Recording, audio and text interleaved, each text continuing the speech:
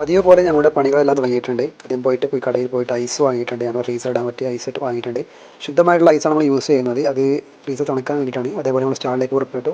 സ്റ്റാളിലെത്തിയ ശേഷം നമ്മുടെ ice box സ്റ്റാളിലേക്ക് എടുത്ത് വെച്ചിട്ടുണ്ട്.